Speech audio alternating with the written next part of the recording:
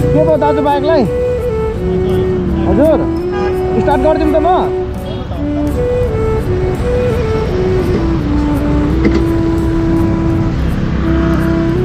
तेल त छ नि है? ए प्लग गयो? झादिन्छ क्या हजुरको बाइकले? भनेपछि हजुरलाई कन्फर्म भइसक्यो यही भनेर?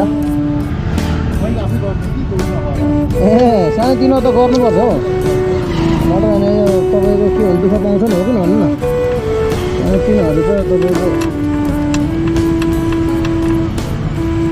ए हजुरको बाइकले धुवा दिँदो रहेछ त नि, के भएर?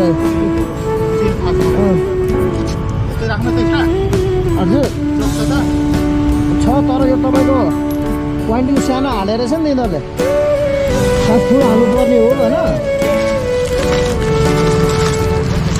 किनकि मेरो वर्कसप तपाईँको उता अनाम